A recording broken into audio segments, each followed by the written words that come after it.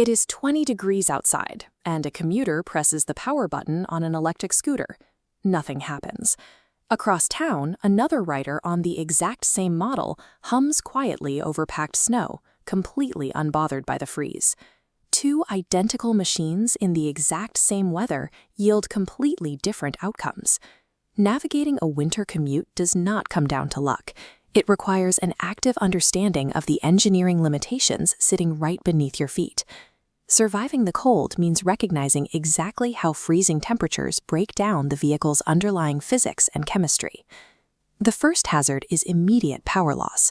As temperatures drop toward freezing, a scooter can lose up to 40% of its maximum battery range overnight, stranding riders miles from their destination. Then comes the risk of permanent damage. Plugging a freezing lithium-ion battery into a charger can warp its internal structure, irreversibly destroying its capacity to hold power. Even if the battery holds up, the rider is still balancing on a narrow deck between two tiny wheels, completely exposed, with no natural counterbalance to prevent a fall.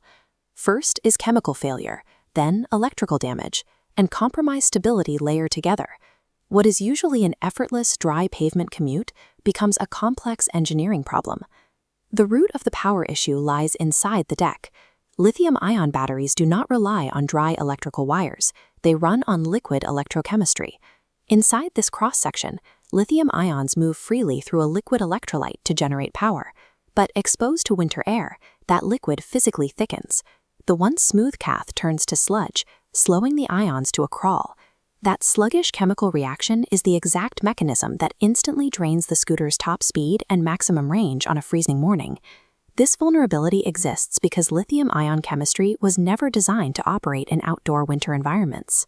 The technology was commercialized in the early 1990s, specifically to power lightweight, indoor consumer electronics, like early laptops in camcorders. Nearly 3 decades later, that identical battery chemistry was adapted to fuel the explosion of shared micromobility vehicles across city sidewalks. The exact chemical trait that allows these vehicles to be light and powerful guarantees their extreme sensitivity to the cold. Beyond the battery deck, the cold aggressively attacks the physical connection to the road. The entire vehicle relies on a rubber contact patch no larger than a few square inches. Sub-zero air hardens that rubber. The tires lose their pliability, severely reducing their ability to grip slick, icy surfaces. A bicycle centers a rider's weight between 2 points, but a scooter forces them almost directly over the front wheel. If it slides, there's no gradual recovery. Sudden braking or sharp turns instantly break that heavy front end's fragile grip on ice. Specific hardware choices mitigate these risks. Air-filled pneumatic tires will flex and conform to uneven snow, whereas solid rubber tires will rigidly slide across it.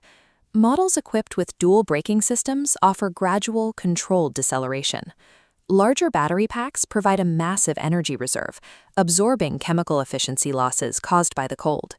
Sub-zero temperatures amplify physical flaws. The mechanical components built into the scooter determine if a winter ride is a manageable challenge or a guaranteed crash. Success on a winter street requires active intervention. The rider must manage both the thermal limits of the battery and the physical limits of the tires. The process starts indoors. Allowing a scooter to sit inside for 20 minutes warms the internal electrolyte, ensuring the battery operates at maximum chemical efficiency from the first mile. Outside, lowering the tire pressure slightly softens the rubber. This deliberately creates a wider, flatter contact patch to push through slush and light snow. Once in motion, every input must be measured.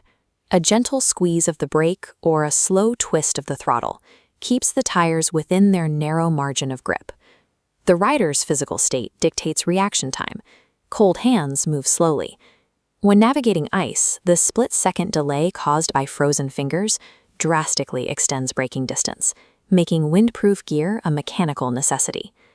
After the ride, wiping away corrosive road salt prevents quiet, long-term decay from eating through the scooter's undercarriage. But there is a clear boundary.